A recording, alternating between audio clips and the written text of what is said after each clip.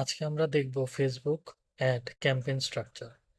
তো ক্যাম্পেইন স্ট্রাকচারটা যদি আমরা ভালো করে খেয়াল করি তো দেখতে পারবো ক্যাম্পেইন স্ট্রাকচারে তিনটা লেভেল আছে। তো কি কি লেভেল সেটা? প্রথম লেভেলটা হলো ক্যাম্পেইন লেভেল। আমি যখন একটা ফেসবুক অ্যাড ক্রিয়েট করতে যাব প্রথমেই যে লেভেলটা থাকবে সেটা হলো ক্যাম্পেইন লেভেল। ক্যাম্পেইন লেভেলে সাধারণত অবজেক্টিভটা সিলেক্ট করা যায় যে আমি যেই অ্যাডটা রান করব এই অ্যাডটার মূল অবজেক্টিভ কি, এইটা আমি সিলেক্ট করব ক্যাম্পেইন লেভেলে। এরপরে যেই সেকেন্ড লেভেলটা আসে সেটা হলো ad set level.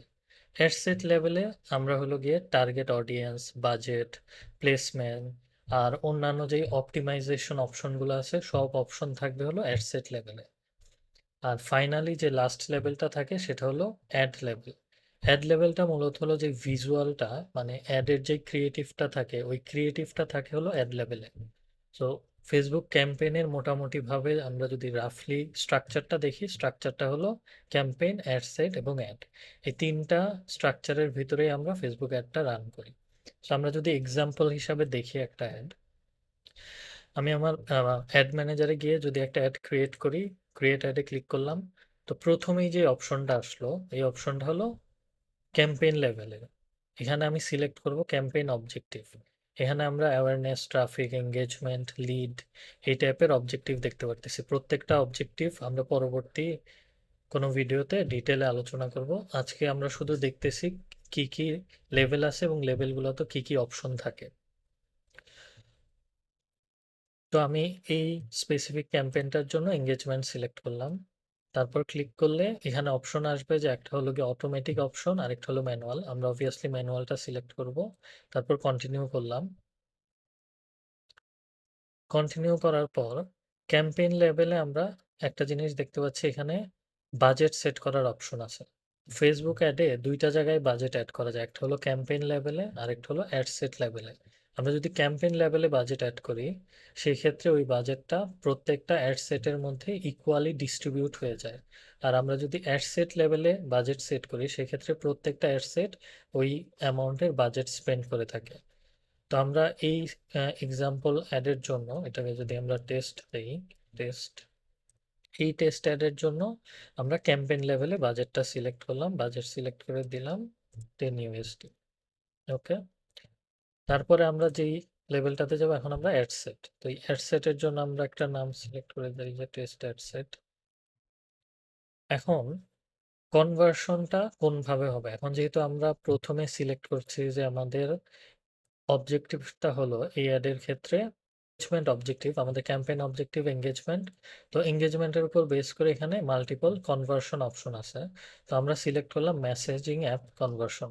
Messaging app কনভার্সনটা কি? মেসেজিং অ্যাপ কনভার্সনটা হলো যে হোয়াটসঅ্যাপ বা ফেসবুক মেসেঞ্জারের মাধ্যমে মানুষ মেসেজ করবে, তো ওইভাবে কনভার্ট হবে একটা কাস্টমার। মানে আমাদের মেইন অবজেক্টিভ হবে একটা যে আমি যত বেশি মেসেজ মানুষের কাছ থেকে পেতে পারি।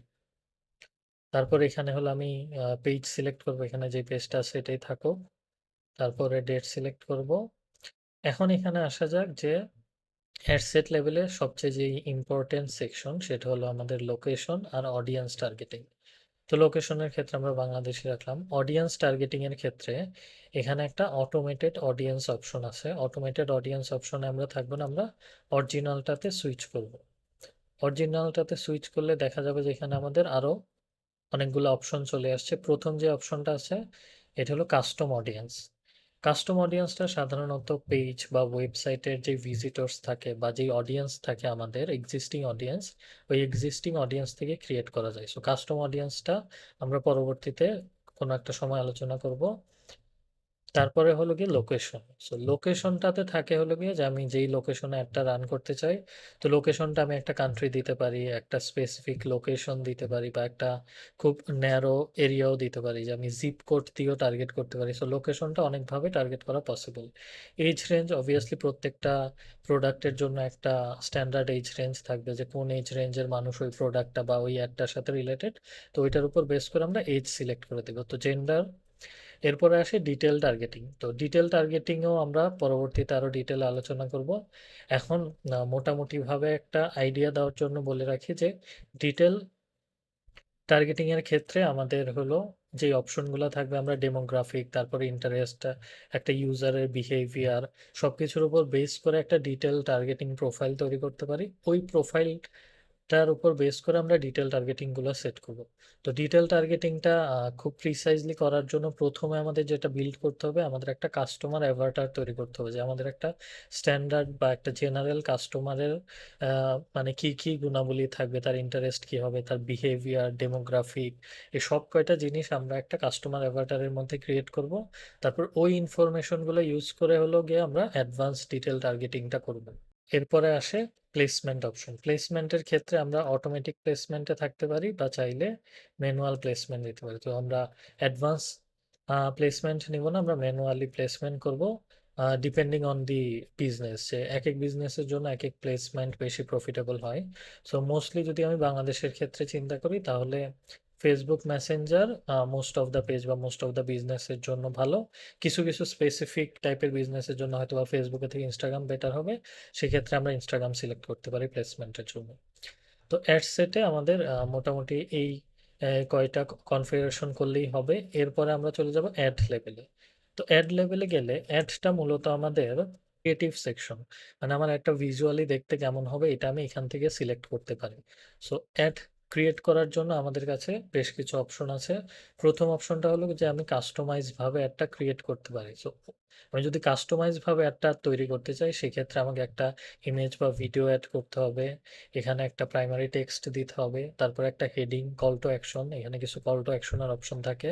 সো যেহেতু আমরা প্রথমে মেসেজ কনভার্সন সিলেক্ট করে রাখিছি, তো আমাদের জন্য সবচেয়ে স্ট্যান্ডার্ড কল টু অ্যাকশন হবে সেন্ড এ মেসেজ। সেটা হইতে পারে হোয়াটসঅ্যাপে বা মেসেঞ্জারে, যেখানেই যাক, মানে আমি যেটা যেখানে ফাইনাল করতে চাচ্ছি ওই কল টু অ্যাকশনটা এখানে দিবে। তারপর এখানে একটা অপশন থাকে মেসেজ টেমপ্লেট। সো এই টেমপ্লেটটাকে আমি মডিফাই করতে পারি। আমি যদি এখানে এডিট চাপ দিই, এডিট চাপ দিয়ে হলে গিয়ে এখানে আমি কোশ্চেন যেগুলো আছে, মানে গ্রিটিং যেটা যাবে ইনিশিয়ালি, ওই গ্রিটিং তারপর ওই কোশ্চেনগুলোকে আমি মডিফাই করে দিতে পারি। ট্র্যাকিং অপশন যদি ওয়েবসাইট থাকে, আমার কনভার্সনটা যদি অ্যাকচুয়ালি পেজে না হয়ে কোনো ওয়েবসাইটে যায় বা কোনো অ্যাপে যায়, সেক্ষেত্রে আমি এই ট্র্যাকিং অপশনটা এনেবল করতে পারি। প্লাস পাশাপাশি আমার বিজনেসটা যদি একটা ফেসবুক পেজ বেস বিজনেস হয়, সেক্ষেত্রে আমি অফলাইন ইভেন্ট ট্র্যাকও করতে পারি, যে আমি হয়তো বা ফেসবুকে কোনো একটা প্রোডাক্ট সেল করতেছি, তো যেই কাস্টমারদের কাছে সেল করতেছি, অবভিয়াসলি কাস্টমারদের কাছ থেকে আমি কাস্টমারের নেম, ফোন নাম্বার, অ্যাড্রেস এগুলো কালেক্ট করতেছি প্রোডাক্টটা সেন্ড করার জন্য। সো এই ইনফরমেশনগুলো যদি আমি একটা এক্সেল শিটে বা স্প্রেডশিটে কালেক্ট করে রাখি, সো ওইটাকে আমি আবার অফলাইন ইভেন্ট হিসাবে ফেসবুকে অ্যাড করতে পারি, যে এটা হলো কি আমার অ্যাকচুয়াল কনভার্সন। তো মোটামুটি সবগুলা ধাপ যখন শেষ হয়ে যাবে, তখন আমরা এই পাবলিশ বাটনে ক্লিক করব। পাবলিশ বাটনে ক্লিক করলে আমাদের একটা পাবলিশ হয়ে যাবে, প্রথমে রিভিউতে যাবে, রিভিউর পর একটা লাইভ হয়ে যাবে। অ্যাড ক্রিয়েটিভের ক্ষেত্রে আরেকটা জিনিস বলে রাখি, অ্যাড ক্রিয়েটিভ আমরা তিনভাবে করতে পারি। একটা হলো যে আমরা একটা অ্যাড নিচে ক্রিয়েট করতে পারি, অথবা আমি একটা এক্সিস্টিং পোস্ট ইউজ করতে পারি। যেমন আমার পেজে হয়তো বা অনেকগুলো পোস্ট আছে, তো এই যে কোনো একটা পোস্ট সিলেক্ট করে ওই পোস্টটা থেকেও আমি, যেমন এই পোস্টটা যদি আমি সিলেক্ট করি, তো এই পোস্টটা থেকে আমি একটা অ্যাড রান করে দিতে পারবো। সেই পোস্টটা ডিরেক্টলি অ্যাডে কনভার্ট হয়ে গেল। সেক্ষেত্রে আমার আর ক্যাপশন, হেডিং এগুলো লেখার দরকার পড়তেছে না, এটা অটোমেটিকভাবে ওই পোস্টটা থেকে সব চলে আসবে।